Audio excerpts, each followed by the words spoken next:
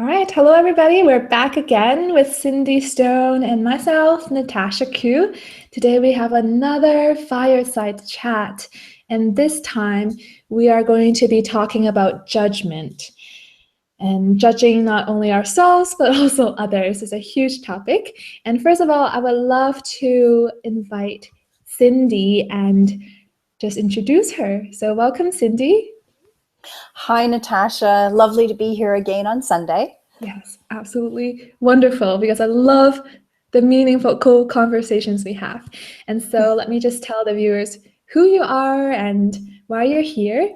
Cindy is the author of Incidental Guru, this wonderful book full of punches of just beautiful insights, and also the upcoming Magic of the Mind, The Alchemy of Beliefs. She is a psychotherapist and also a hypnotherapist with many years of experience. So today I can't wait to dive into the topic of judgment. So Cindy, what would you say? Is judgment a topic that often comes up with your clients, a topic that perhaps many people struggle with?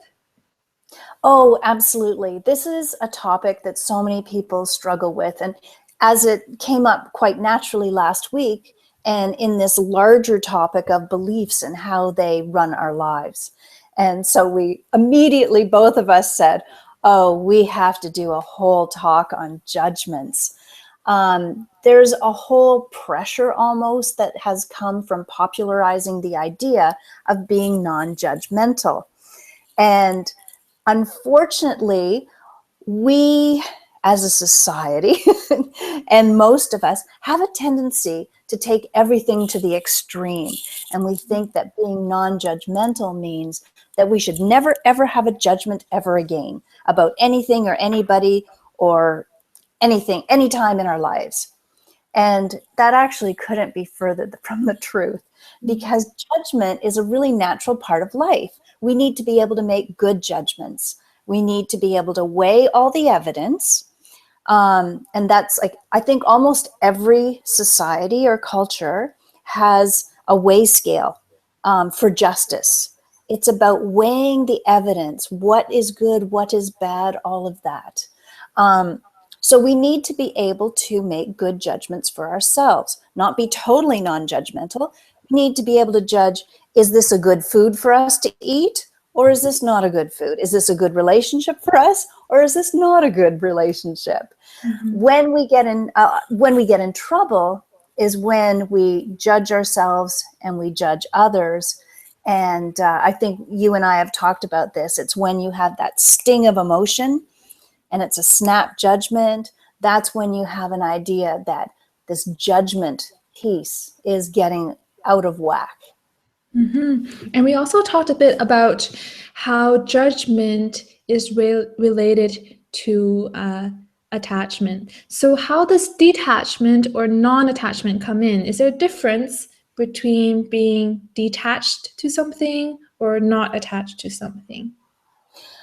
Oh, there's a definite difference. And I think sometimes when it was the Buddhists that really popularized the idea that non-judgmental is a desired state of being. But I think that we in the Western world have interpreted it slightly differently.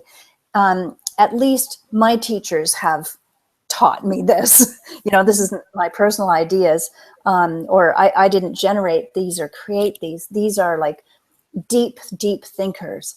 And we often think of non-attachment as being detached from something, not interacting, not being affected by it. But that detachment is actually an aspect of depression. It's when you're not engaged in something. And non-attachment isn't about being not engaged in the world, not engaged with an idea. We need to, or a person, or a decision about whether this is good for us or bad for us. Because, you know, judgments are about judging whether something is good or bad, desirable or undesirable, right or wrong. These are really important aspects of our lives. So when we are non-attached, we are still engaged with whatever it is we're trying to decide what our judgment will be. We're engaged with that process. Is this good for us? Is this not? The non-attachment part comes to what the outcome is.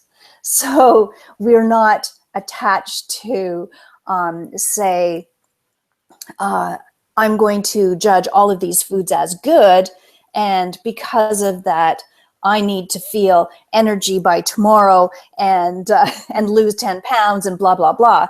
It's, I'm going to judge and study and decide that these are good foods for me, and see what happens. So that's just like a simple example of how we can remain or begin to create non-attachment and that ability to judge without snap judging. And that's what non-judgmental means. Non-judgmental means that snap judgment that's not thought through, that's not that kind of subtle ability to really make a clear choice about something. A lot of judgments are generated from our past beliefs. We take them on from somebody else. So a judgment about somebody else being, oh, all the poor are lazy. That's a classic judgment. That's usually something that you've taken on from somebody else. You've heard people talk about. It's not your own clear discovery about the idea where you really study, you look at it. Is this true? Is this a truism? Or is this just somebody's judgment that's been plastered? So it's a subtle act of learning. That's really great. How would you bring being really passive to a situation? Would that be detachment when you're relatively passive? Yes. Okay. Yeah, that's another, I guess, misunderstanding, that you have to remain passive in every situation.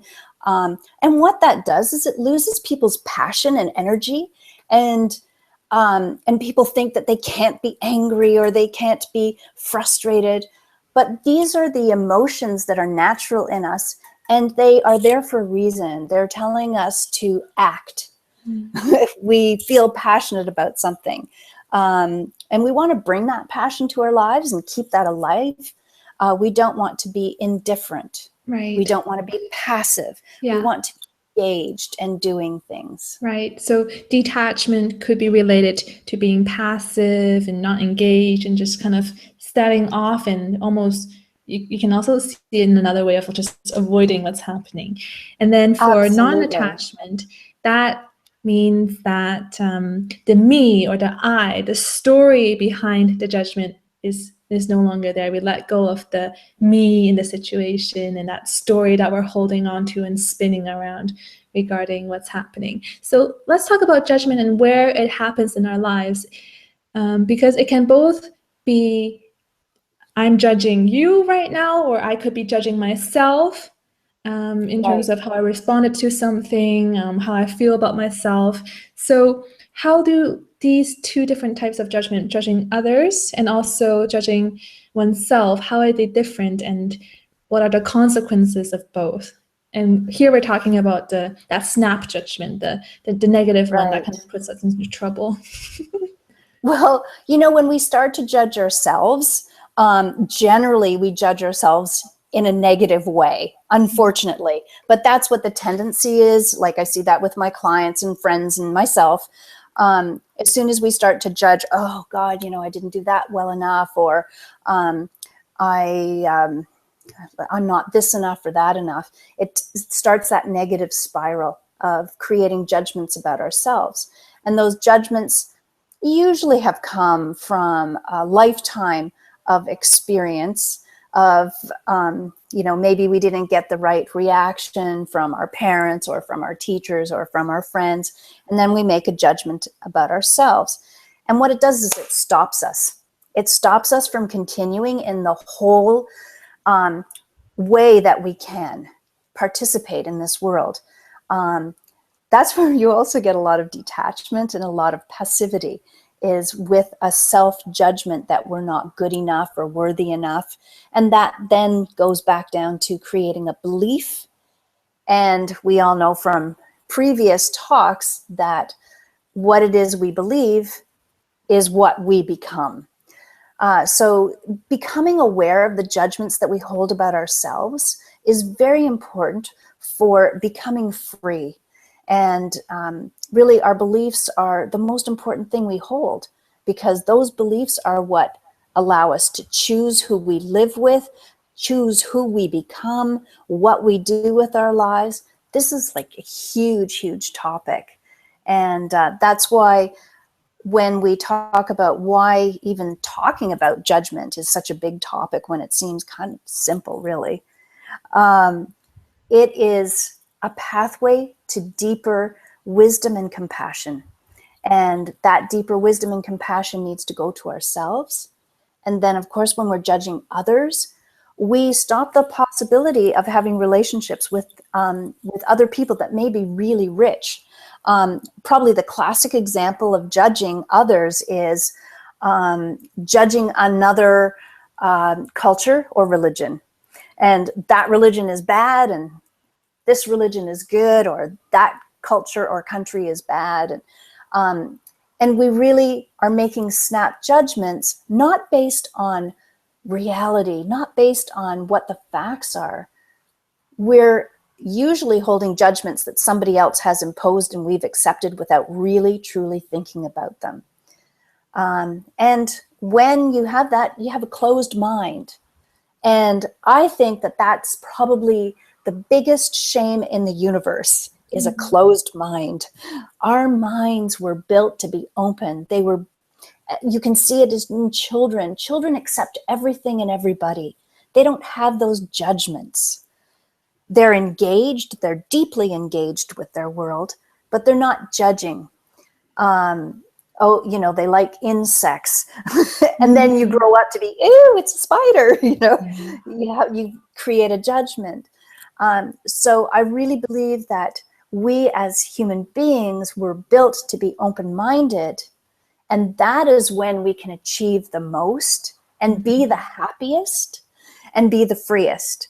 Mm-hmm. But judgments gone wonky close our minds down, stop us in the world, stop us from interacting and knowing others and knowing ourselves more deeply. Right. And not only does it stop us from knowing others more deeply, it also stops many opportunities, because the moment we start labeling others to be a certain way, or especially labeling ourselves too, or I am bad and such, or I did this and I am whatever negative words you want to say to yourself. But once we label ourselves as that, then sometimes due to that little mental phrase, or we might even take it as a belief, then we apply this and we feel, oh, because we are such and such, we therefore don't deserve this. We don't deserve this abundance. We don't deserve this wonderful man. We don't deserve. Yes. And the story then keeps going. So once that label is there, it's almost, you see it as maybe multiple boxes, and so visual. So you have multiple boxes, and once you put a label on, then everything that you said, so maybe I put myself in there, I'm bad, and therefore I must stay in this bad box. And the people who are good and in the other good box, I can't have the opportunities there. I don't allow myself to have that then. Mm-hmm. And there's also, just like you said, in opportunities, and when we start to close our minds by labeling others, it can be, something huge like full races and full religions, or it could be someone who's just different than us. And we say, ooh, different. And we put that little label on their forehead, and then that just completely stops us and the opportunity to start celebrating the differences, getting to know the wonderful things about being different views, different perspective, just different even how we embody our personalities and our expression. Then once we have that little different, or they're not the same as me, or that is strange, then we kind of stop getting to know, stop understanding, and stop the opportunities that come with that differentness, that difference in another person. So it's a huge topic in that it can stop many doors, but we are making that choice, right? By judging, by actually acting in this way, we are literally physically then closing the doors. Really interesting point. It's so interesting, and why I call it a really subtle art is because I've known people who feel themselves as highly spiritual, and they present themselves as highly non-judgmental, and then they see somebody else and they recognize a judgment in them, and they go, I can't be with that person. They're not at the same spiritual level as I am, or, you know, oh, they're being judgmental. But they're being judgmental. And it's a tendency in all of us that we find ways to be judgmental. There's many layers and cycles to it. So again, as soon as you say, oh, I'm non-judgmental, but they are, you're making a judgment, and your mind has closed down. And maybe who you're judging has something really super valuable to present to you in a way that you hadn't known before. Maybe they don't have the same spiritual beliefs or spiritual level attained, whatever, but they might have something different, something grounded in a different way of thinking that's so valuable to you. So that's why I always try to think about opening the mind and the ways of opening the mind, and being really aware of the subtleties of judgment. This is not like a quick practice. This is something that one contemplates and works on constantly to get that subtle wisdom happening. Because being non-judgmental in a non-attached way requires deep subtlety of thought. Right. And it also requires mindfulness, doesn't it? Because you have to be mindful whether you are just observing the situation. Like Yeah. maybe someone comes in with blue hair, you're like, oh, yeah, I see that. I observed that someone walked into the room with a crazy blue hair. And but then it could be another thing if someone walks in, you find it offensive. You're like, oh, yeah, that I feel disrespected, and I don't know, I feel kind of strange, and there's emotions going on, and there's an I attached to it. The I interacting with the blue, and the observation, what is happening, whatever is going on the outside, is no longer just blue hair. There's now a story to it. There's an I to it. There's a mine and not my hair, someone else's blue hair. That's when things get quite sticky. And I think in order to get to the point to kind of differentiate between, blue hair, just an observation, versus, oh, blue hair, I don't know, why am I in the same room with someone with blue hair? Then that's something else. But that takes a bit of mindfulness and presence to actually be like, okay, what's going on? What's that thought? Is that thought neutral, or is that thought really charged with me and different emotions with that? Absolutely. And I mean, we're getting a lot of this in North America right now with police services and things that are going wrong in the policing of communities. And that's where you get the sensitivity training being introduced, and trying to sensitize larger aspects of the community into how to not have an instant judgment about people you think are criminals just because they look a certain way or they live in a certain district. And these are really powerful judgments that shape the way society works. So it's not even just a personal thing, although the personal part is the only part that you have control over. But this judgment plays out over communities, countries, continents, and the world at large. We're seeing it with terrorism as well. That's why it's such an important topic, judgments, and about keeping an open mind. But years ago, people with tattoos used to be considered, they were in the psychiatric diagnostic manual as antisocial criminals with, all kinds of diagnoses about how awful they were. And now it's almost, if you don't have a tattoo, there's something wrong with you, because the whole perception has changed about what tattoos mean. Now they're body art, they're an expression of who you are, they're beautiful, they're, you know, you can have them all over, and it doesn't mean that you're a criminal. Yet only 3 decades ago, that's what it meant.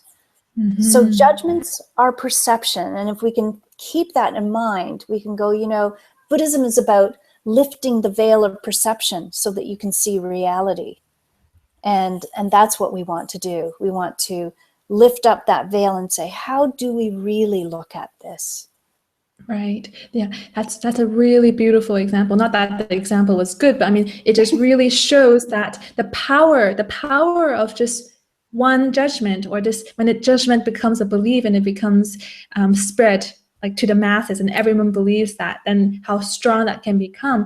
And all that reminds me of is just the importance of compassion. And so when we have non-attachment, and the moment we stop judging others, that's when we can to another person. That's when we can have a true, authentic relationship, a really meaningful, connected relationship to another human being. And that also applies to us, and whether we are judging ourselves or not. So when there is no more judgment regarding ourselves, then we are actually compassionate to ourselves. We are understanding, kind of just like to another human being. And with this compassion, then the self-love can flow, and there's just so much to it. And you brought up this example, which is so great. It seems really simple, just one label on just one, I don't know, even just something that someone did to themselves, art, whatever you want to call it, just a tattoo. But just with that, it blocks off that connection, it blocks off that compassion, and it blocks off that opportunity to connect and build a beautiful relationship. I think that's really the power that having a judgment or not having a judgment can have. And imagine the experience of the other person too, which is the compassion that you're talking about and why it's so important. Imagine somebody walking into a room and they're judged automatically because of how they look. You know, how awful is that for them? Or they're judged because they wear a burqa, or they're judged because they have a tattoo, or they judged because they don't have a tattoo. And I think that these are the kinds of judgments that many people have been trying to undo for quite a few years, and have a more holistic and loving and compassionate view of everyone in the world. Right. Yeah. And it does take active effort for everyone to actually notice what judgments we are exposed to just in our country, in our society today, what seems normal, what seems not normal or not accepted now. So I think it's really, like you said, it's a practice, a really subtle one. Yes. And it's our chance to activate this compassion, this acceptance, and then to really build on this love and connection and flow of opportunities, not just to the outside, to others, but also compassion to ourselves. And I just really want to bring up the freebie we have, which you have recorded. So can you please tell us about, it's an MP3 and it's about 5 minutes long. Can you share a little bit of what kind of journey you will lead people through? So feel free to download it. It's underneath in the links. And Cindy, please just share with us what you have given to us in this MP3. Well, I just decided to do a little hypnotic meditation journey for everyone. And I just intuitively allowed it to create itself as I was speaking the meditation. And it turned into something that kind of embodied the last few weeks of what we've been talking about, and opening the doors to developing the higher self. And so as you go through this lovely, relaxing, meditative journey, the ideas will be seeded to grow and evolve and feel wonderful as a human being, and really start to channel and vibrate the higher self and all of the higher wisdom and the deeper wisdom. and compassion, and get that all beginning to grow and evolve from this moment forward. And I think it's a lovely hypnotic meditation. I really enjoyed creating it. That's wonderful. Thank you so much for sharing that, because it really is extremely relaxing, and it will take you to a loving place, and to a place where your negative beliefs or where your toxic relationships and any judgments you may have, it really falls away, because what's shining through is actually the love, the compassion, that connection back to yourself. So it's a really wonderful piece of audio that I really encourage you to listen to and just give a try, because it's only 5 minutes, but I find it very, very powerful. So let's wrap this talk, fireside chat, up by sharing any last thoughts on this topic of judgment and maybe the power of it, or if one realizes and they're mindful, like we mentioned, and they kind of see that, okay, it's not an observation, it really is a judgment. Maybe it's to someone else, or maybe it's to themselves, or even a situation. What can they do? Any last thoughts? I do. And I think it's just pulling together the threads of all of the topics that we have been discussing, and really finding that compassion is the thread that is probably the most compelling and most important aspect. And you can have compassion and still, for example, but I can still have compassion for somebody who may have taken that journey. Doesn't mean I agree or accept what's been done. Mm-hmm. And I think that's an important distinction as well. Right, to kind of, because we are really in this physical world, yet there's a lot happening. We're connected right now, but we're physically not together. And sometimes we may be distracted. It's so easy to be distracted by what's on the outside, by the looks, or by, simple words, by categories we have learned, right? By descriptions we have learned growing up to make things more organized. But when we maybe even really look into someone else's eyes, or we really feel into what's going on inside, and we kind of go beyond what's just there physically, then there's that chance for compassion to come out, that true connection, just by looking into someone's eyes, or even feeling deeply into your heart what's going on, then that there is always that opportunity for compassion to come out, no matter how judgmental you have been. Maybe it's something you repeated many times to the same person, same situation, or even to yourself, but that window is always there for us to practice this compassion. Yeah, wonderful. I think you may have picked the next topic for us, the material and the immaterial world. Yeah, yes. How would you like a discussion about that? Ooh, very exciting. Very exciting. That would be good. I look forward to that one. So thanks again, Cindy, for being here. I think we hit many points about attachment, what that is, also the difference between detachment and non-attachment, and also what happens when we judge others in comparison to judging ourselves, what happens there, and all about the Buddhism view of just not judging at all, or what the misconceptions behind that.